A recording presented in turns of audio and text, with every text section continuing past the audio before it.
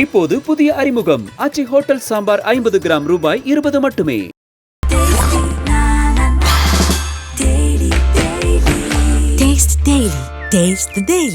திருமாவர்களையோ அல்லது அவர் சார்ந்திருக்க அவர்களுடைய இயக்கத்தையோ யாருமே வந்து கேள்வி கேட்கல. ஏன் அவரால் போக முடியவில்லை? அம்பேத்கர்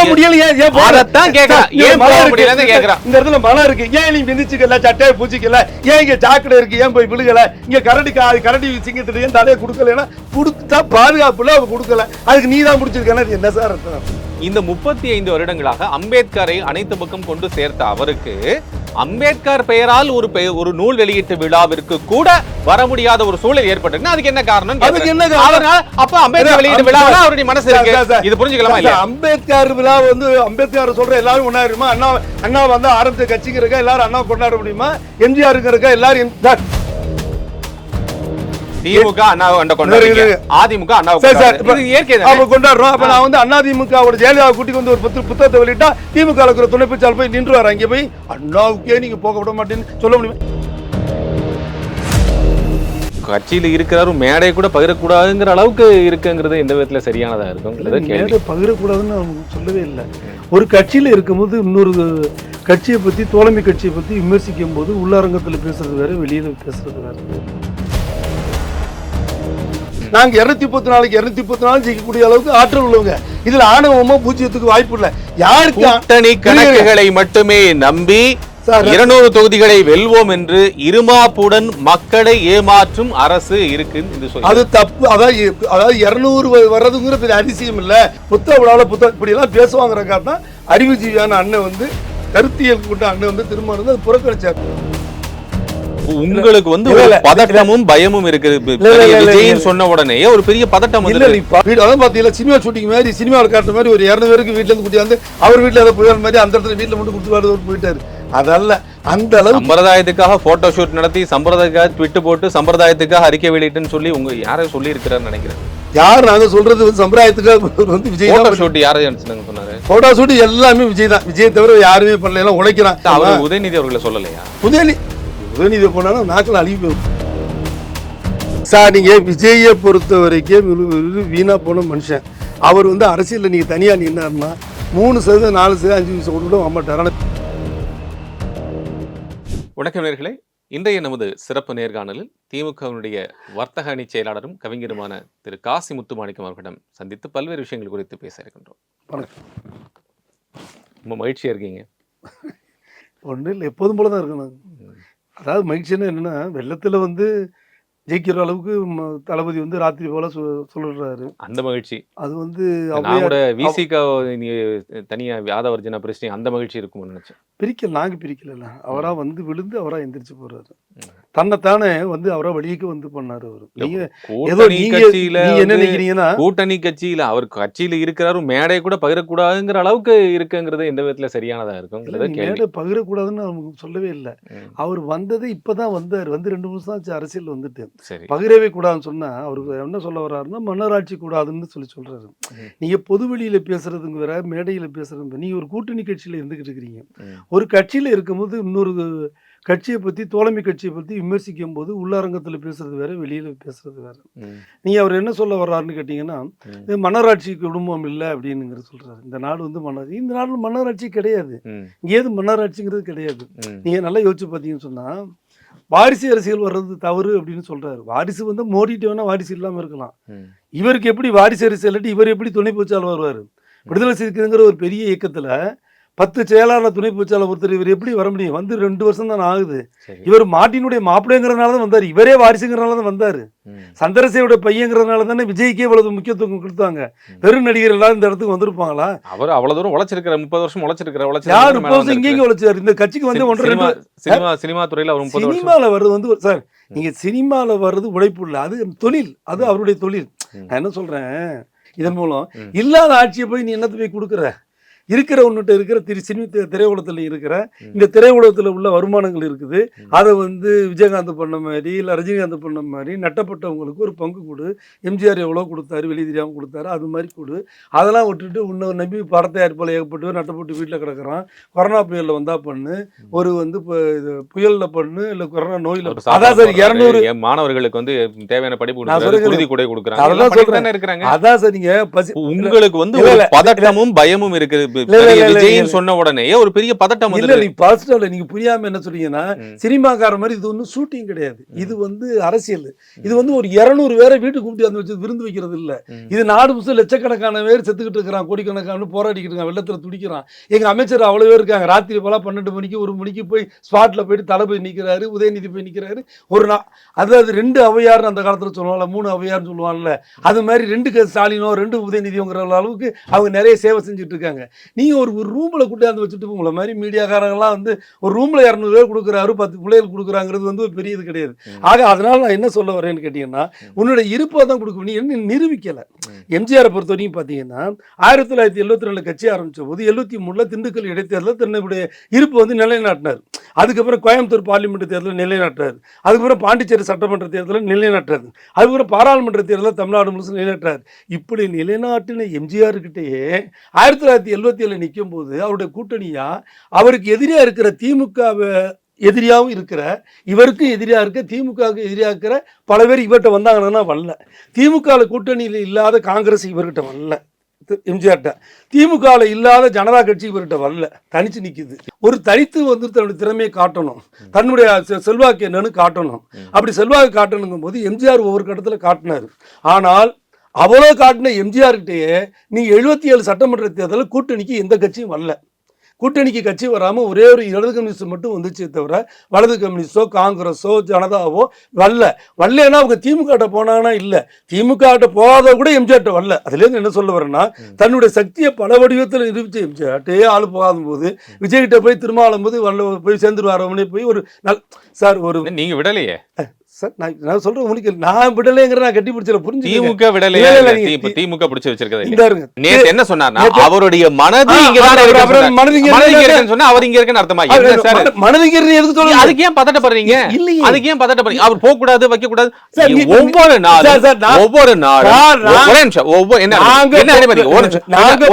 சொல்லவே இல்லையே, ஒவ்வொரு நாளும் தினமும் காலையில் எழுந்து உடனேயே திருமா அவர்கள் தினமும் ஒரு பிரஸ் மீட்டை நடத்துகின்ற போது நாங்கள் அந்த புத்தக வெளியீட்டு விழாவுக்கு போகவில்லை, எங்கள் கட்சி கூட்டணியில் தான் இருக்கிறது, நாங்கள் போகவில்லை, 2026 இதுதான் தொடரும்.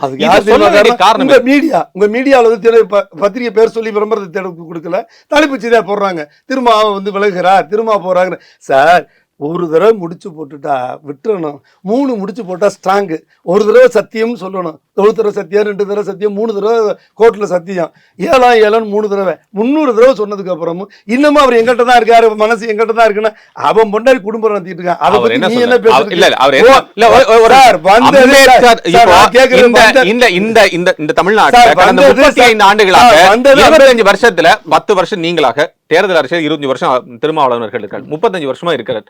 இந்த 35 வருடங்களாக அம்பேத்கரை அனைத்து பக்கம் கொண்டு சேர்த்த அவருக்கு அம்பேத்கர் பெயரால் ஒரு நூல் வெளியீட்டு விழாவிற்கு கூட வர முடியாத ஒரு சூழல் ஏற்பட்டு, அதுக்கு என்ன காரணம்? அப்ப அம்பேத்கர் வெளியீட்டு விழா அவருடைய மனசு இருக்கு, இது புரிஞ்சுக்கலாமா இல்ல? அம்பேத்கர் விழா வந்து அம்பேத்கர் சொல்ற எல்லாரும் ஒண்ணாயிருமா? அண்ணா வந்து ஆரம்பிச்ச கட்சிங்கிறக்கா எல்லாரும் அண்ணா கொண்டாட முடியுமா? எம்ஜிஆர் எல்லாரும் திமுக அண்ணாவை கொண்டாடுறீங்க, அதிமுக அண்ணாவை கொண்டாடுறோம். அப்ப நான் வந்து அதிமுக ஜெயலலிதா கூட்டிக்கு வந்து ஒரு புத்தகத்தை வெளியிட்டா திமுக துணை பேச்சாளர் போய் நின்றுவார், அங்கே போய் அண்ணாவுக்கே நீங்க போக விட மாட்டேன்னு சொல்ல முடியுமா? கட்சி வேற சார், அவர் வந்து ஓப்பனா பயங்கர. நீ சொல்லு, உனக்கு கொள்கை சொல்ல. அவர் என்ன சொல்றாரு, எனக்கு மாநில சுயாட்சி எனக்கு பிடிக்காது, அதில் நான் மாநில சுயாட்சியில் உறுதியாக இருக்கிறேன், எனக்கு கவர்னர் வேண்டாம் தெளிவாக இருக்கிறேன், எனக்கு நீட்டு வேண்டாம் நான் தெளிவாக இருக்கேன், சமதர்மம் வேணும், ஜாதி மதங்கள் கூடாது நான் எல்லாத்தையும் தெளிவாக இருக்கேன், பெரியார் வந்து கடவுளை தவிர பாக்கி எல்லாத்தையும் நாங்களும் அப்படி தான் சொல்கிறோம், ஒன்றைய குலம் ஒரு பாக்கி எல்லாத்தையும் சரியாக இருக்காது. ஆக கொள்கை எல்லாம் ஒன்று இருக்கான். நீ என்ன புதுசா வந்து சொல்ல போற? உனக்கு ஆட்சிக்கு வரணுங்கிறக்கா புதுசா வந்திருக்க. உன்னை நிரூபிக்காம அவர் வந்து திருமாவளவன் வந்து 4 சட்டமன்ற உறுப்பினர் வைத்திருக்காரு, 2 எம்பி வச்சிருக்காரு. நீ ஒண்ணுமே இல்லாம உட்கார்ந்துகிட்டு இருக்கிற. நீயே பிளாட்பாரத்தில் இருக்க. நீ போய் என் கூட்டணிக்கு வா, என்ன தலைமை தாங்க எப்படி ஏத்துட்டு வருவாரு? அவர் வரலன்னா அதுக்கு திமுக பிடிச்சி வச்சிருக்கணும் அர்த்தமா? தன்னை காப்பாத்துகின்ற அவர் அசிங்கப்படுத்தாதீங்க, திருமாவளவன் அசிங்கப்படுத்தாதீங்க. எவன் சொல்லி கொடுத்தோ முடிவெடுக்க வேண்டியது. எந்த எவன் சொல்லி கொடுத்து எடுக்கிற முடிவெடுக்கக்கூடிய அளவுக்கு அறிவில்லாதவர் அவர் கிடையாது. அவர் ஆற்றல் மிக்கவர். திமுக இந்த மாதிரி ஒரு மனநிலையை கொண்டு வராங்க. இப்ப யாருமே வந்து திருமாவர்களையோ அல்லது அவர் சார்ந்திருக்க அவருக்கு இயக்கத்தையோ யாருமே வந்து கேள்வி கேட்கல. ஏன் அவரால் போக முடியவில்லை? அம்பேத்கர் இந்த இடத்துல மனம் இருக்கு, ஏன் நீ மிதிச்சுக்கல, சட்டையை பூச்சிக்கல, ஏன் இங்க சாக்கடை இருக்கு, ஏன் போய் விழுகல, இங்க கரடி சிங்கத்திட்ட ஏன் தலையை கொடுக்கல, புடுக்கா பாதுகாப்புல அவ கொடுக்கல, அதுக்கு நீ தான் முடிச்சிருக்க. என்ன சார் அர்த்தம்? திமுக கூட்டணியில் இருக்கக்கூடிய அவ்வளவு கடும் நெருக்கடியின் காரணமாகத்தான் அவரால் போக முடியவில்லை அப்படிங்கிறது அதிமுக உட்பட பொதுவெளியில் திருமாவளவன் கட்சி. நான் கேட்கிறேன், 10 துணை பொது ராஜேந்திர பாலாஜி முன்னாள் அமைச்சர் அவர்கள் சொல்லியிருக்கிறார், மக்களே வந்து மைனஸ் ஆகுவாங்கன்னு சொல்லி அவரே சொல்லியிருக்கிறார். ராஜேந்திர பாலாஜி கடவுள் இல்லை, அவரு ஐடிஎம் தானே. நான் சொல்றது இவரை தான் பேசணும். யார 5, 5, 10ன்னு சொன்னா அது அதிசயம் கிடையாது. நல்லா புரிஞ்சுங்க. 234 சீட்ல 200 வந்து உறுதி தானே. உறுதி நாங்க சொல்லக்கூடாதா? பார்லிமெண்ட்ல வந்து 25 சீட்டு எம்பி ஜெயிப்போம், 5 பேர் அதுல மத்திய அமைச்சர் ஆகும்னு சொல்லி அண்ணாமலை சொன்னாரு. அது எந்த தைரியத்துல சொன்னாரு? ஆணவம். அதுலதான் ஆணவம். ஆணவம் என்பது என்ன சார்? நீங்க சொன்னா 200 சீட்டு சொன்னா நம்பிக்கைன்னு சொல்றீங்க, நாங்க சொன்னா ஆணவம் சொல்லி அவரை சொல்றீங்க. 19 இடத்துல டெபாசிட் இழக்கிற ஒரு கட்சி 25 ஜெயிச்சு போறோம், 5 சீட். கட்சிக்காரர்களை நீங்க எப்படி ஊக்கப்படுத்துவீங்க? அப்ப நான் ஊக்கப்படுத்த தப்புங்கிறீங்க. நீங்க ஊக்கப்படுத்த யார் தப்புன்னு சொல்லி உங்க கட்சியோட நிலைப்பாடு சார். இவர் வந்து 6ஆம் தேதி அன்னைக்கு வெளியிடும்போது என்ன பேசுறாரு, அரசியல் பேசுறாருன்னா 234க்கு 200 ஜெயிப்போம் என்று ஆணவமாக பேசிக் கொண்டிருக்கிறார். அவர் மக்கள் பூஜ்யமாக்குவார்னு சொன்னார்ல, அது வந்து தப்புங்கிறீங்க. ஏன்னா நாங்க 234க்கு 234 ஜெயிக்கக்கூடிய அளவுக்கு ஆற்றல் உள்ளவங்க. இதுல ஆணவமா பூஜ்யத்துக்கு வாய்ப்பு இல்லை. யாருக்கு கூட்டணி கணக்குகளை மட்டுமே நம்பி 200 தொகுதிகளை வெல்வோம் என்று இருமாப்புடன் மக்களை ஏமாற்றும் அரசு இருக்கு. அது தப்பு. அதாவது 200 வர்றதுங்கிற அதிசயம் இல்ல, 5, 5, 10ங்கிறது அதிசயம் இல்ல. திமுக 40க்கு 39 சீட்டுக்கு 40க்கு 40 ஜெயிச்ச சீட்டு அது. அப்படி சொல்றது அதிசயம் கிடையாது. அதிசயமோ ஆத்திரமோ எதுன்னா 19 இடத்துல டெபாசிட் போடுற கட்சி 25 ஜெயிக்கிறோம்னு சொல்ற அளவுக்கு சொன்னப்ப நான் வந்து இந்தியாவில் வந்து நாங்க தான், எங்க தலைவர் தான் பிரைம் மினிஸ்டர் ஆவாரு, நாங்க தான் வந்து ஐநா சபைக்கு வந்து தலைவராக வரப்போன்னு சொன்னா தான் தப்பு.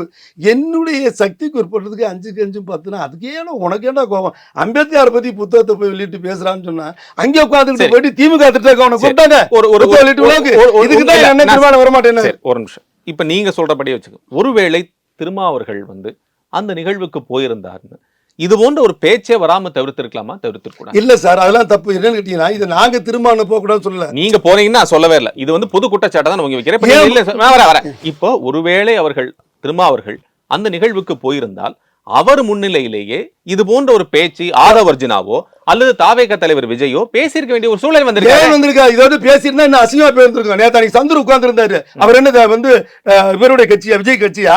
சந்துரு ஐயா வந்து நீதிபதி சந்துரு ஐயா வந்து திமுக ஒவ்வொரு செயலையும் பாராட்டக்கூடிய உண்டு. வேற வழி இல்ல, நெளிஞ்சுக்கிட்டு இருக்காங்க மேடையில் உட்கார்ந்து பாக்கி 2 பேரும். அடுத்தவங்களை உட்கார வச்சுட்டு உங்க கட்சி நிகழ்ச்சி மாதிரிலாம் பேசக்கூடாது. இப்படி எல்லாம் பேசுவாங்கிறக்கா தான் அறிவுஜீவியான அண்ணன் வந்து கருத்தியல் கொண்ட அண்ணன் வந்து திருமணம் அது புறக்கணிச்சார். முதல்ல அவர் என்னன்னா சிஎம் வந்து வர்றாருங்கிறனால முதல்ல ஒத்துக்கிட்டாரு. என்னைக்கு அவர் அரசியல் வந்து தன்னுடைய கொள்கையை மட்டும் சொல்லாம எடுத்தோடனே திமுக என்னுடைய எதிரின்னு சொன்னாரோ, எதிரி திமுக கூட்டணி வந்து அங்கே போறது நாகரிகம் இல்லை, அது அநாகரிகம். அப்படியே வேண்டான்ட்டாரு. அது சார், நீங்க 7000 கோடி ரூபாய் ஊழல் வழக்கு அமலாக்கத்துறையில் இருந்துக்கிட்டு, சொரண்டி லாட்டி சீட்டில் இருந்துக்கிட்டு, லாட்டி தொழிலோட மாப்பிள்ளையா இருந்துக்கிட்டு, அவரும் வழக்கில் இருந்துக்கிட்டு, அவர் ஒருத்தர் வந்து என்ன வேணாலும் வந்து பேசிட்டு குறுக்கொலி வந்து துணை பொதுச்சாளர் அவர் பத்திரம் திமுக அவர் தான் அதிகமாக கொடுத்துருக்கு. ஞாபகம் பேசுறீங்க. அதாவது சார், நீங்க வந்து எதுவா இருக்கட்டும் சார், அண்ணா கூட சொன்னார் சார், எதுவா இருந்தாலும் இது மாதிரி தவறான ஆளுங்களுடைய கையில் இருக்கிற பணம் என்பது குஷ்டரோகிக்கு இருக்கிற வெண்ணெய்க்கு சமம்னாரு. திமுக வாங்கி இருக்கிறது திமுக வாங்கி இருக்கிற பத்தி எனக்கு எது கருத்து வேறுபாடு. ஏன்னா அவங்க அக்கௌண்ட்ல கொடுத்துருக்காங்க. அக்கௌண்ட்ல ஒருத்தர் கொடுக்கும் போது நீங்க தான் சொன்னீங்க அது வந்து இந்த தவறான பணம் அப்படின்னு நீங்க சொல்றீங்க. ஒரு உதாரணம் சொல்றீங்க. அதை வந்து திமுக தேர்தல் பத்திரமாக நீங்கள் சொல்லக்கூடிய என்னன்னா அப்புறம் அது சரியான கிராமத்துல சொல்லுவாங்க, தெரியலன்னா நாய் வித்த காசு குலைக்க போகுது, மீன் வித்த காசு என்ன வாசம் அடிக்க போதும், வேப்பண்ண வித்த காசு கசக்க போதும் சொல்லுவாங்க. நான் சொல்றது தேர்தல் நிதி என்பது வேறு. நீங்கள் நேரடியாக அதுக்கு மட்டுமாகவே அவருக்கு துணை பிரச்சாரம் கொடுத்து தப்பு. திரும்ப அதுவே முதல் தப்பு. அவர் கட்சியில ஒரு 4 வருஷம் 5 வருஷம் எந்த கட்சியிலும் இல்ல, எந்த அனுபவம் கிடையாது. ஏன் திமுக ஒரு வேலை செய்யலையா சார்? நீங்க நான் ஒரு விக்கிரவாண்டி தேர்தலில் போய் நான் வேலை பார்த்துட்டு என்னாலும் ஜெயிச்சு நான் சொல்ல முடியும். விக்கிரவாண்டி தேர்தல் அதுக்கு முன்னாடி 2021 தேர்தல் வேலை செய்யல, 2019 வேலை செய்யல. சார் 1 லட்சம் பேர் வேலை பார்த்தோம், அதுல ஒரு ஆளா இருக்கலாம். ஆனா துணை பொதுச்சாளர் கொடுக்குற அளவுக்கு பெரிய பிரசாந்த் கிஷோர் 1 லட்சம் பேர்ல ஒருத்தர். பிரசாந்த் கிஷோர் இல்ல, இவரை சொல்றேன். பிரசாந்த் கிஷோர் கூட தான் இருந்தாரு. பிரசாந்த் கிஷோர் 100 பேர் வேலை பார்ப்பான், 1000 பேர் வேலை பார்ப்பான், அதுல ஒரு ஆளு பேரு. அதனால ஒரு பெரிய லீடர் அவரு. பிரசாந்த் கிஷோரே லீடரா? பிரசாந்த் கிஷோர் கட்சியில துணை பொதுச்சாளர் கொடுத்துருவோமா நாங்க? வேலைக்கு உள்ளவனு வேலைக்கு தான் சார் வச்சுக்கணும். சமயக்காரன் உயிர் போறது சார். சமையல்ல கொஞ்சம் விஷத்தை கொடுத்தாலும் செத்து போயிடும். அதுக்காக சமயக்காரன் கூட துணை பொதுச்சாளர் போட முடியுமா? என் வீட்டில் சவர கத்திக்காரன் கத்தியில கழுத்துல கொண்டாந்து கத்தியில வைக்கிறான், சேவ் பண்ணும்போது விட்டாலும் செத்து போயிடுவேன். அதுக்காக அவனை துணை பொதுச்சாளர் இருக்க முடியுமா? அது ஆக்கினே தப்பு. அதுக்குள்ள தண்டே தான் அனுப்பிச்சிட்டு இருக்காரு. சொல்லுங்க, அடுத்த விஜய் பத்தி பேசுங்க. ஆக விஜய் அவர்கள் சொன்னது போல 200 தொகுதிகளில் இருமாப்புடன் இருக்கக்கூடிய ஒரு ஆட்சி மக்களே மைனஸ் ஆக்கி விடுவார்கள். சார் நல்லா புரிஞ்சுங்க சார். எம்ஜிஆர் எங்களுக்கு பிடிக்காத இருந்தாலும் எம்ஜிஆர் கட்சி ஆரம்பிக்கும் போது குறுக்கிடாம மட்டும் கேட்டுங்க. எம்ஜிஆர் கட்சி ஆரம்பிக்கும் போது அவர்கிட்ட எஸ்டிஎஸ், நாவலர், நாஞ்சிலார் எத்தனையோ மந்திரிகை சேர்ந்தாங்க. அதே மாதிரி வைகோ கட்சி ஆரம்பிக்கும் போது பொன்முத்துராமலிங்கம், திருச்சி செல்வராஜ், SR ராதா, விஐடி விஸ்வநாதன், அழகு திருநாவுசன் எத்தனையோ வந்தாங்க. தேமுதிக போது பொன்னுச்சாமி, கூப்பா கிருஷ்ணன் ஒரு தொகையே வந்துச்சு. அவர்கிட்ட வந்துச்சு. பண்டுட்டியார்லாம் போய் சேர்ந்தாரு. டி நகர் ஜெயக்குமார்லாம் போனார், எம்பி எல்லாம் போனாங்க, ஆஸ்திரேலியெல்லாம் போனார். அதுமாரி ஒன்றுமே இல்லாத பாக்யராஜன் கட்சி ஆரம்பித்த கூட ஏவாவேலன், இன்னைக்கு அமைச்சர் இருக்க ஏவாவேலன், KP ராமலிங்கம் போய் சேர்ந்தாங்க. யார் இது வரைக்கும் 6 மாதம் ஆச்சு ஒரு சட்டமன்ற உறுப்பினர் ஒருத்தரோட போனதில்லை. 6 மாசமா முட்டி மோதி ஒரு மாநாடு நடத்தினாரு.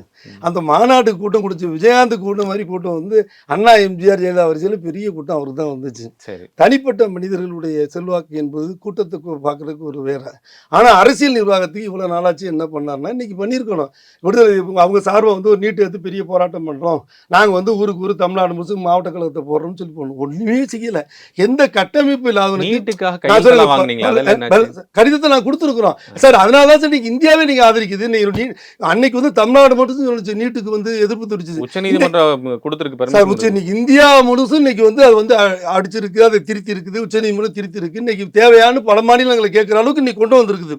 ஆனால் இவரை பொறுத்த வரைக்கும், விஜயை பொறுத்த வரைக்கும் அவர் 6 மாசத்துல ஏதாவது நடத்தணும், பெரிய போராட்டம் நடத்தணும். பெரிய எம்ஜிஆர்லாம் எதிர்க்கட்சியா இருந்தாரு, கஞ்சி தொட்டி அங்கே திறந்தாரு, எத்தனையோ போராட்டங்கள் பண்ணாரு, கோட்டு கொடுத்தாரு, என்னென்னமோ பண்ணாரு. எல்லாரும் பண்ணாங்க, SSR எல்லாரும் பண்ணாங்க. இவர் எதுவுமே பண்ணல. வீடு அதான் பார்த்தீங்களா, சினிமா ஷூட்டிங் மாதிரி, சினிமாவில் காட்டுற மாதிரி ஒரு 200 பேருக்கு வீட்டிலேருந்து கூட்டியாந்து அவர் வீட்டில் ஏதோ புயல் மாதிரி அந்த இடத்துல வீட்டில் மட்டும் கொடுத்துட்டு போயிட்டாரு. அதல்ல, அந்த அளவு சம்பிரதாயத்துக்காக போட்டோ ஷூட் நடத்தி, சம்பிரதாயத்துக்காக ட்விட் போட்டு, சம்பிரதாயத்துக்காக அறிக்கை வெளியிட்டுன்னு சொல்லி யாரும் சொல்லி இருக்கிறான்னு நினைக்கிறேன். யார் நாங்க சொல்றது சம்பிரதாயத்துக்காக விஜய் தான் ஷூட் யாரையும் சொன்னாரு. போட்டோ ஷூட் எல்லாமே விஜய் தான். விஜய் தவிர யாருமே பண்ணல. எல்லாம் உழைக்கிறான். ராத்திரி 2 மணிக்கு 1 மணிக்கு பயங்கரமா சத்தம் வந்துச்சு சார். இந்த கூட்டத்துல பயங்கரமா கிளாப் பண்ணாங்க. சம்பிரதாயத்துக்காக சத்தம் இந்த கூட்டத்துல சத்தம் போடுறது ஒரு பாமக கட்சிக்காரனை வச்சு, எதிர்கட்சிக்காரனை வச்சுட்டு ஷூட்டே பண்ணலாம். துப்பாக்கி எடுத்து சுட்டாங்க, கண்ணடியை சுட்டாங்கிறக்கா, நிறைய பேரை இந்த இந்திராந்தி அம்மா சுட்டாங்கிறக்கா நாடு முழுசு இந்திராந்தி மேல கொடுமையை எதிர்பார்க்கான்னு. உதயநிதி அவர்களை சொல்லலையா? உதயநிதி போனாலும் நாக்கில் அழிவு போயிடும். உதயநிதி ராத்திரி மூலம் சுத்திட்டு இருக்காரு. நாடே பார்த்து இல்லையா, டவுட்டுக்காக யாரும் அவர் பார்த்து சொல்லல. அப்படி சொல்லியிருந்தானே எவனாவது ஏடிஎம்காரன் சொல்லியிருப்பாங்க. கத்திருப்பா 2 பேரு காசு கொடுத்து மாநாட்டுல தளபதி இல்ல, அவர் யார சொன்னாருன்னு கேக்குறேன். விஜய் யார சொன்னாரு? அவர் தானே சொன்னாரு போட்டோ ஷூட் நடத்தி சம்பிரதாயத்துக்காக அறிக்கை போட்டு. விஜயை பொறுத்த வரைக்கும் வீணா போன மனுஷன். அவர் அரசியல் நீங்க தனியா நின்னாருன்னா 3%, 4%, 5% கூட வரமாட்டார். ஆனால் மீடியாவில் என்ன பண்ணுறாங்கன்னா, அவர் மீடியாவுக்கு தனியாக மார்ட்டின் பண்றாரு. மார்ட்டின் கொடுக்குற உதவினால என்ன பண்றாங்கன்னா அவருக்கு பெரிய பிம்பம் இருக்கிற மாதிரி காட்டுறாரு. ஒரு தேர்தல் நான் சொன்ன மாதிரி எம்ஜிஆர் நிரூபிச்ச மாதிரி இந்த விக்கிரவாண்டி தேர்தலில் நின்றுக்கலாம்ல. இதே தளபதிக்கே கலைஞர் ஒத்துக்க மாட்டேன்னாரு. எப்படின்னா நடந்துகிட்டு இருக்கு செயற்குழு. அப்போ நம்ம இவர் வீரபாண்டி ஆர்வம் பேசுறாரு. கலைஞரே, உங்களுக்கு என்ன கவலை, நீங்க பேசாம அமைதியா இருங்க, உங்களுக்கு அப்புறம் உங்க பிள்ளையில ஒரு பிள்ளைய நாங்கள் ஏற்றுக்கின்றோம், யாரோ ஒருத்தர் தான் ஆட்சி கொடுக்க போகிறோம், உங்களுக்கு என்ன டென்ஷன்னாரு. உடனே இருக்கிற பொதுக்குழு உறுப்பினர்லாம் கத்துனாங்க. என்ன யாரோ ஒருத்தர் என்ன தமிழரசன் ஸ்டாலின் ஒன்றா, தியாகம் பண்ண ஸ்டாலின் ஒன்றா, யாரோ ஒருத்தர் நீ பேசக்கூடாது, தளபதினு சொல்லுங்கன்னு சொன்னாங்க. நடந்தது செயற்குழு பொதுக்குழு நடந்த விஷயம் இது. அப்போனே தலைவர் எல்லாம் கத்துனோடனே தலைவர் இப்படி தளபதியை பார்த்தாரு. எல்லாம் நோ ஆளுங்களா நீ தான் கூடிய அந்த கத்த வரியானார். டக்குனு சேர் விட்டு எந்திரிச்சு வீட்டுக்கு போயிட்டாரு. அப்புறம் சாயந்தரம் தான் திரும்பி வந்து கூட்ட முடிய வரைக்கும் அவருக்கு இல்லை. ஒரு கட்டத்தில் தளபதியை வந்து ஒரு சாமானியமாக ஏற்றுக்கலை. பேராசிரியரே சண்டை போட்டதுக்கப்புறம் எல்லாரும் ஒத்துக்கிட்டதுக்கு அப்புறம் தான் அவர் ஒத்துக்கிட்டாரு. அதே மாதிரி உதயநிதிக்கு இவர் சாமானியம் ஒத்துக்கல. நீங்க முதல்ல வந்து சீட்டு கொடுக்க மாட்டேன்னாரு. இவரே நான் நிக்க மாட்டேன், நான் ஒரு தொகுதியில நிக்கிறத காட்டிலும் 50 தொகுதியில பிரச்சாரம் பண்றதுதான் எனக்கு முக்கியம், 50 பேரை ஜெயிக்க வைக்கிறதா முக்கியம்னு இவர் சொல்ற அளவுக்கு அவர் கொடுக்க மாட்டேன்னு சொன்னது உண்மை. அதுக்கப்புறம் அமைச்சர் கொடுக்க மாட்டேன்னு ஒரு வருஷம் வச்சிருந்துட்டு பின்னாடி தான் கொடுத்தாரு. அதே மாதிரி துணை அமைச்சரும் கொடுக்க மாட்டேன்னாரு. துணை அமைச்சர் கொடுக்க சொல்லி தமிழ்நாடு முழுசும் 72 மாவட்ட கழகத்தில் தீர்மானம் போட்டாங்க. சேலம் மாநாடுலாம் பழனி மாணிக்க மாதிரி பெரிய ஆளு கூட பேராசிரியர் வந்து உங்களை ஏத்துக்கிட்ட போது நாங்க இவர் ஏத்துக்க மாட்டோமா, எல்லாரும் மல்லு கட்டி வேற வழி இல்லாம தான் ஒத்துக்கிட்டாரே தவிர தளபதியா விருப்பப்பட்டு வரது. உங்களுக்கே தெரியும், எல்லா பார்வையாளருக்கும் தெரியும். இது வேற வழி இல்லாமல் எல்லா தொண்டர்கள் முடிவெடுத்துட்டா இது ரொம்ப பண்ணோம்னா தாமதமான தீர்ப்பு ஒரு அநியாய தீர்ப்புக்கு சமங்கிறதுக்காக இன்னும் தாமதப்படுத்த வேண்டாம்ங்கிறதுக்காக கொடுத்தாரே தவிர சாமானியமா கொடுக்கல. தலைவர் 3 வருஷம் ரொம்ப தாமதம் தான். தாமதம்னா தொண்டர்கள் குதிச்சான், கொடுத்துட்டு உழைக்கிறான், கஷ்டப்படுறான். ஒரு செங்கல் வச்சு ராத்திரி சுத்தணும் சார். சும்மா அப்ப ஏரியால என் ஊர்ல மட்டும் என் வீட்டுல மட்டும் ஓட்டு கேட்கிற பெரிய விஷயம் கிடையாது. எல்லாரும் ஜெயிக்க வைக்கிற பாடு பண்ணும்ல. அந்த ஒரு செங்கக்கல்ல வச்சிருந்தாரு. நீ செங்கக்கல்ல வச்சுட்டு எய்ம்ஸ் கல்லூரி கட்ட முடியாது. ஆனா ஒரு செங்கக்கல்ல வச்சு செங்கோட்டையே ஆட்டினார்ல, ஆட்டி படைச்சார்ல. நீங்க இளைஞரணியில வந்து தளபதி இருந்தாரு, சுறுசுறுப்பா இருந்துச்சு. வெள்ளக்கோயில் சாமனா வந்தாரு. இளைஞரணி எங்க இருக்குன்னே தெரியல. நானும் தான் ஒரு அணி வச்சிருக்கேன், வர்த்தக அணி, ஒன்றும் இல்லை. ஆனா அதே இளைஞரணிக்கு உதயநிதி வந்து இளைஞரணி சேலம் இளைஞரணி எந்த அளவுக்கு சிறப்பா இருக்கு. இளைஞர்களே திமுக இல்லைன்னு சொன்ன காலம் போய் எழுச்சியா வந்துட்டு இருக்காங்க. அதனால அந்த அடிப்படையில் வந்து போட்டோ ஷூட் நடத்தப்பட்டது சொல்லப்பட்டது வந்து யாரையோ சொல்லியிருக்கிறார் விஜய். யாரை சொல்லியிருந்தாலும் விஜய்க்கு சொல்றதுக்கு தகுதியும் இல்லை. அவரு விஷயம் அந்த சோட்டா அவர் தான் அவர் தான் மன்னராட்சின்னு அவர் சொன்னார்ல, அதுதான் நான் சொல்ல, நீ புரிஞ்சுக்கங்க. அந்த கேள்வி கரெக்டா சொல்றேங்க. மன்னராட்சி என்பது ஒரு மன்னருடைய மகன், மூத்த மகன் தான் வரணும். ஆனா இங்க வந்து அழகிரியோ முத்தோ தான் மூத்தவங்களா இருக்காங்க. இவர் வந்து அவர் சொன்னாரு, தலைவர் சொன்னாரு, அழகிரிய அடையாளம் காமிச்சாரு, மத்திய அமைச்சர்லாம் காட்டினாரு. ஆனா மக்கள் வந்து தளபதியை தான் ஏத்துக்கிட்டான். மன்னராட்சி என்பது புரியாம அவருக்கு யாரா வந்தாலும் தப்பா சொல்லி கொடுத்துருக்காங்க. எப்படி மன்னராட்சிங்கிறது இங்க இருக்கு. பிறப்பால் ஒருவர் முதலாக ஆகக்கூடாது, இனிமே அந்த ஒரு சிஸ்டம் வர இருக்கக்கூடாது. பிறப்பால் யாருமே கிடையாது. நீ பிறப்பால் அதான் சொல்லு. பிறப்பால அவர் சொன்னதுனாலே வந்து தளபதி சொல்றதுனால கலைஞர் சொன்னாருங்கிறதுக்காகவே அழகிரி ஏத்துக்கல. கலைஞர் சொன்னாருங்கிறதுக்காக கலைஞருடைய ஆளு பிறப்பால வந்து செல்வியக்கா இருக்குது, கனிமொழிக்கா இருக்குது, தமிழரசு இருக்கு. ஆனா ஸ்டாலின் தான் வந்தாரு, தளபதி தான் வந்தார். ஏன்னா அவருக்கு வந்து உழைப்பு இருந்துச்சு, திறமை இருந்துச்சு. அது மாதிரி இவர் சின்னவர் இளைய கருணாநிதின்னு சொல்ற உதயநிதிட்ட கலைஞருடைய பேச்சு, அந்த நையாண்டியான நல்ல பேச்சு, உழைப்பு எல்லாம் இருக்கு, ஏத்துக்கிட்டு இருக்கோம். ஒரு நிமிஷம் 50 ஆண்டு காலம் கருணாநிதி அவர்கள் வந்து இந்த கட்சியுடைய தலைவராக இருந்தார். ஆட்சியிலும் பொறுப்பு இருந்தார், கட்சியிலும் பொறுப்பு 50 ஆண்டு இருந்தார், 50 வருஷம் இருந்தார். 50 வருஷமா அவர் கூடவே இருந்தாங்க இல்லைங்களா? அவங்கள யாருமே உழைக்கலையா? அது அப்படிதான் நீங்க சொல்லுவீங்க. எப்படின்னா இல்ல, பொதுவான கேள்வி இது வந்து என்னுடைய கேள்வி இல்ல, ஒரு பொது பார்வையாக ஒருத்தர் வைக்கக்கூடிய ஒரு கேள்வி. இப்போ அந்த குடும்பத்தில் வந்தார் அப்படிங்கிற ஒரு அங்கீகாரம் சீமான் சொல்றாரு, அண்ணாமலை சொல்றாரு, அன்புமணி, இப்படி எத்தனை பேர் இந்த விமர்சனத்தை வைக்கிறாங்க. புரிஞ்சுக்க மாட்டேங்கிறீங்க. என்னன்னு கேட்டீங்கன்னா, சில சூழலில் சிலருக்கு வாய்ப்பு வரும். சைக்கிள் ஓட்டி இவர் வாஜ்பாய் வந்து சைக்கிள் மிக்க வச்சு பின்னாடி சீட்டில் உட்கார வச்சு துண்டு படிச்சு உட்கார வச்சு கூட்டிட்டு போனவர். படுக்கிறதுக்கு வந்து டப்பா கொடுத்தலாம் தலையில படுக்க வச்சவங்க. அவர் வீட்டில் சும்மா இருக்கும்போது எதுக்கு வந்து முருகனுக்கு மந்திரி, எதுக்கு அண்ணாமலைக்கு எதுக்கு தலைவர் பதவி? ஏன் கொடுக்குறீங்க? இப்ப காங்கிரஸ்ல வந்து அப்பனா வந்து ஒரு தலித்து வேணுங்கிறக்கா வந்து இவருக்கு கொடுத்துருக்காருன்னு வச்சுக்கோங்க. ஒரு பேச்சு சொல்லுவாரு, செல்வ பிறந்த விட நாங்க யாரும் உழைக்கலையா அப்படின்னு கேட்டா யாரோ ஒருத்தர் தான் வாய்ப்பு கிடைக்கும். அப்படி ஒருத்தர் கிடைக்கிறனாலே பாக்கி எல்லாரும் உழைக்கலன்னு அர்த்தம் இல்ல. அண்ணாவுக்கு அப்புறம் வந்து கலைஞர் வந்தாங்கிறக்காக நாவலரோ இவரோ வந்து உழைக்கவே இல்லைன்னு மதியலோ உழைக்கல, யாரோ ஒருத்தருக்கு தான் சார் வரும். இது ஒன்று 1 2 3 போட்டு வர்றதுக்கு எம்ப்ளாய்மெண்ட் ஆஃபீஸ் இல்லை, வரிசையா பதிவு வர்றதுக்கு. இது ஜனநாயகத்துல தேர்தல்னு ஒன்று இருக்குது, உள்கட்சி தேர்தல் நடக்கணும், அந்த தேர்தலை வரணும். அதான் தளபதிங்கும் போது கத்துறான், உதயநிதி கத்துறான்னு சொல்றேன்ல, கத்திதானே ஒரு பணியை வச்சான். அவங்க அப்பாவே தொண்டை தானே பணியை வச்சிருக்கிறான். அந்த அடிப்படையில நீங்கள் ஏற்றுக்கொண்டீர்கள், எல்லாரும் அவருக்கு திறமை இருக்கு, தகுதி இருக்கு, வாய்ப்பு இருக்கு, அதனால உழைக்கிறாரு, அவர் நாங்கள் ஏற்றுக்கிறோம், மனசார ஏற்றுக்கிறோம். அது உங்களுடைய கட்சி உட்கட்சியினுடைய விவகாரம். பொதுவான ஒரு கேள்விக்கான விஷயமா தான் அதை முன் வச்சேன். டங்ஸ்டன் விவகாரத்துல வந்து 9 மாத காலம் சும்மாவே இருந்துட்டு இப்போ வந்து திடீர்னு நாங்கள் லெட்டர் போட்டோம், இதை செஞ்சிட்டோம் அதை செஞ்சிட்டோம் அப்படின்னு சொல்றது வந்து சரியா இருக்கா? அவர் எதிர்கட்சி தலைவர் சட்டமன்றத்தில் கேள்வி கேட்க தலைவர் திருப்பி தெளிவாக சொல்றாரு. இன்னும் சொல்ல போனால் துறைமுறை சொன்னார், நாங்கள் போட்ட லெட்டருக்கு பதில் லெட்டர் போட்டாலும் போஸ்ட் ஆஃபீஸில் வந்து சீலோடு எடுத்து கொண்டு வரட்டுமான்னு கேட்டார். எங்களுடைய எதிர்ப்புகள் தெரிவிச்சிருக்கிறோம். எதிர்ப்புகள் தெரிவிக்கிறது மீறி கொண்டு வரதுக்கு நம்மகிட்ட ஒன்றும் பவர் கிடையாது. நாடாளுமன்றத்தில் மத்திய அரசு வந்து 2023 சட்டம் கொண்டு வராங்க, கனிம வளங்களை எடுக்கக்கூடிய அதிகாரம், ஏலம் கொடுக்கக்கூடிய அதிகாரம் எங்களுக்கு இருக்கு. குத்தகைக்கு யார் விடுமோ அவங்கள நீங்க டீல் பண்ணிக்கலாம். அது மாநில அரசுடைய அதிகாரத்தை பறிக்கக்கூடிய ஒரு விஷயத்தை வாய் மூடி மௌனியாக அங்க சும்மா உட்கார்ந்துருந்தீங்க ஏன் அப்படின்னு கேட்டார்ல. அது ஒரு அயோக்கியத்தனமா முட்டாள்தனமான கேள்வின்னு இன்னைக்கு சட்டசபை நீங்க பாத்துட்டு இருந்தீங்கன்னா தெரிஞ்சிருக்கும். அவரே சொல்றாரு, நீங்க பாத்துருந்தீங்க, அதை சொல்லிப்பாரு. பாராளுமன்றத்தை பொறுத்த வரைக்கும் எந்த இதையும் வந்து விவாதத்துக்கு விடுறதில்ல. மொத்தம் வந்து ஒரு நாள் 2 நாள் 15 தீர்மானம் 20 தீர்மானம் கொண்டு போயிட்டாங்க. நம்மளுடைய எதிர்ப்பு எத்தனை லெட்டர் நான் எழுதியிருக்கேங்கிறாரு. அந்த லெட்டர் எங்களுக்கு தெரியல, படிங்கன்னு தான் எடப்பாடி சொன்னாரு வெளியே. லெட்டர் எழுதலையும் சொல்ல தேதி வரை அவர் கொடுத்துருக்காரு தளபதி. அதே மாதிரி துரைமுருகனும் கொடுத்துருக்காரு. எத்தனை லெட்டர் கொடுக்குமோ கொடுத்துருக்காங்க.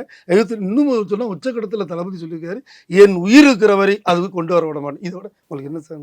நாங்களும் நீங்க விட்டுட்டீங்க. அப்புறம்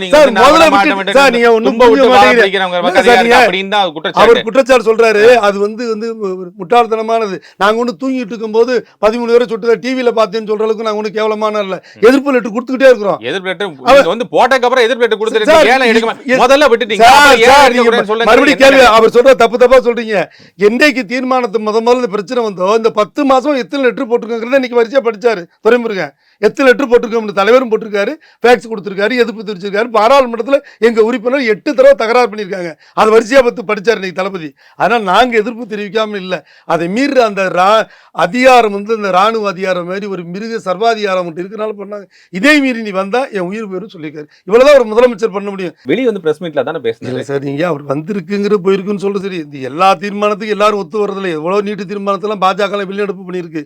கடைசி வரைக்கும் ஒத்து மக்களுடைய நன்மைக்கெல்லாம் அவங்க ஓட்டு போடுறதெல்லாம் இல்ல. எத்தனையோ பிரச்சனை இருக்கு. மத்திய அரசு பிரதான எதிர்கட்சி அதிமுக. சாரி, பிரதான எதிர்கட்சி அதிமுக தான் சார். பிரதான எதிர்கட்சி அதிமுக இருக்கும்போது ஜெயலலிதா காலத்துல காவிரி பிரச்சனைக்கோ இல்ல இந்தி பிரச்சனைக்கெல்லாம் நாங்க வர்றோம்னு சொன்னா எங்களை கூட்டி போக மாட்டாங்க. விட்டு தனித்தனியா பண்ணுவாங்க. ஆனா நாங்களும் அவங்களுக்கு இழுத்து தான் போறோம். முடிஞ்ச அளவுக்கு பண்றோம். 2 பேரும் சேர்ந்தா குறை கொடுப்போம். முதல்லயே சரிப்படுத்தி இருந்தா இவ்வளவு தூரம் வந்திருக்க வேண்டிய முதல்லயே சரிப்படுத்தி நாங்கள் வந்து காவேரி பிரச்சனை நாடாளுமன்றத்தையே 20 நாட்களுக்கு மேல திக்குமுக்காட வச்சு 39 பேர் இருக்கக்கூடிய சூழல்ல ஏன் எதுவுமே நீட்டுக்கு போட்ட லெட்டருக்கே பதில் சொல்ல குடியரசுத் தலைவர் கொடுத்த லெட்டர் எங்கேன்னு எனக்கு தெரியும்னு சொல்லிட்டு வருஷ கணக்கில் பூட்டி வச்சிருந்தாங்க. நாங்க கண்டுபிடிச்சு தீர்மானத்தை கொண்டாந்து இதுல இருந்து சிறப்பு எழுதி போட்டு வாங்கி வச்சோம். அது என்னன்னே சொல்லலை. எந்த காலத்துல சார் மத்திய அரசு எதிர்த்தாங்க? உணவு கழகத்துக்கு எதிர்த்தாங்களா? கூட்டணியில் இருந்தப்ப காவிரி பிரச்சனை இப்போ எதிர்த்தாங்களா இல்லையா சார்? நாங்க எதிர்த்ததுல 10 லோன் கூட எதுக்கல அவங்க. 20 நாளைக்கு மேல நாடாளுமன்றத்தில் அதிமுக நாடாளுமன்றத்தை மத்திய அரசு ஏத்து பண்ணல. கர்நாடகத்தை ஏத்து பண்ணாங்களே மத்திய அரசு ஏத்து அவங்க என்னைக்கு பண்ணாங்க? நாடாளுமன்றத்தில் வேற யாரும் எதிர்த்து மத்திய அரசுல வந்து சரி அவங்க பண்ணாங்க. நாங்க பண்றோம் சார். நாங்க பண்ணிக்கிட்டே இருக்கோம். பண்ணுவோம் பண்ணிக்கிட்டு இருக்கோம். முன்னாடி இப்ப பண்றோம். இப்பதான் பண்றோம். இப்பதான் 10 மாசம் 10 மாசம் கொடுத்துருக்கோம் சார். எடுத்து பேசியிருக்காங்க சார். அவன் இல்லன்னு சொன்னா நீ கேள்வி கேட்பீங்களா? இன்னைக்கு எடுத்து நாளைக்கு காலையில் சொல்றாரு. அவர் தான் சொல்றாரு. இப்ப அவர் சொல்ற நம்புறீங்களா? நான் சொல்ற நம்புங்க. நீங்க சொல்ற அதனாலதான் உங்க கேக்குறேன். நான் சொல்றேன், தளபதி சொல்லியிருக்காரு. எங்க நாடாளுமன்ற உறுப்பினர்லாம் பேசியிருக்காங்க. எந்தெந்த தேர்தலில் பேசியிருக்காங்க முதற்கொண்டு நீ சட்டசபையில் பேசுற. நான் இங்க வாசல்ல இருந்தா கேட்டுட்டு இருந்தேன். பல சேர்த்து நியூஸ் 18ல போட்டாங்க, திருப்பி போட்டாங்கன்னு கேட்டுட்டு தான் இருக்கேன். பேசாமல் இல்லை. எப்படி சார் பேசாமல் இருப்பாங்க? மத்திய அரசு எதுக்கிறத விட எங்களுக்கு என்ன சார் வேலை? எதுக்கோ எது பேச எதுக்காக சார்? நாங்கள் மத்திய அரசு எதுக்காம இருந்தோம்னா எங்களுக்கு செந்தில் பாலாஜி 1.5 கோடி ரூபாய்க்கு போக முடியல சார். 7,000 கோடி வச்சுக்கிட்டு அர்ஜுன் அதை வந்து மேடையில் உட்காரனே சார். 1.5 கோடி ரூபாய் பிரச்சனைக்கு நான் 1.5 வருஷமால உட்காந்துட்டு வர்றோம். மத்திய அரசு தொடர்ந்து எடுத்துக்கிட்டு இருக்கிறோமே. வந்து நேரடி தொடர்பில் இருக்கு, மறைமுக தொடர்பில் நேரடி தொடர்பில் இருக்கீங்க. நீங்கள் காலையில் தந்தை, மத்தியானம் சாயங்காலம் வந்து மகன் போய் சந்திக்கிறார். ஒரு விளையாட்டுத்துறை அமைச்சர், மாநில விளையாட்டுத்துறை அமைச்சர் பிரதமரை போய் சந்தித்து 1/2 மணி நேரம் பேசணும். 40 நிமிஷம் பேசிட்டு நான் என்ன சொல்றேன்னா, இப்போ அம்மா வந்து சோனியா காந்தி அம்மா போயிட்டு பிரியங்கா காந்தி அம்மா வந்துட்டு கேரளாவில் உள்ள எல்லாரையும் போயிட்டு மத்திய அமைச்சர்லாம் பார்த்துருந்துச்சு. அதுக்காக காங்கிரஸ் வந்து பிஜேபியில் சேர போகிறோம் அர்த்தமா சார்? ஒரு மத்திய அமைச்சரை ஒரு மாநில அமைச்சர், ஆட்சி என்பது வேறு, கட்சி என்பது வேறு. இதே சிஆர்டிஎம்மா சொல்லுவாங்க சார். 1000 கட்சி சென்டர் இருக்கலாம் சார். கவர்மெண்ட் ரீதியாக என்று கேட்க வேண்டாமா சார்? உட்கார்ந்த இடத்துல இருக்கலாமா தான் சொல்லுவாங்க. நாங்க அப்படி கேட்கிற சீமா தான் பேசுறோம். நீங்களும் புரியாம போய் கேட்டீங்களா? அவர் வைக்கக்கூடிய விஷயத்தை தாங்க நான் சொல்றேன். தப்புன்னு நான் சொல்றேன். அதை நான் சொல்றது அதாவது உங்ககிட்ட நான் போய் அவர்கிட்ட சொல்லக்கூடாது. நான் உங்ககிட்ட கேட்கலாம் இல்லையா? நீங்க அதுக்காக அவங்க எல்லாரும் திட்டாங்கனாக்கா நாங்கள் ஃபர்ஸ்ட் போறோம். இன்னொரு தடவை சொல்லாதீங்க. அது உங்க மேல உள்ள தப்பு. அது வந்து அவை நாகரிகம் கருதி சொல்றது. அது ரொம்ப ரொம்ப தப்பு. நாங்க யாரும் எந்த பதட்டமும் இல்லை. ரொம்ப நன்றி. உங்களுடைய நேரத்துக்கு இவ்வளவு நேரம் உங்களுடைய கருத்துக்களையும் உங்களுடைய நேரம் எங்களுடைய பகிர்ந்து மிக்க நன்றி. இப்போது புதிய அறிமுகம் ஆச்சி ஹோட்டல் சாம்பார் 50 கிராம் ரூபாய் 20 மட்டுமே.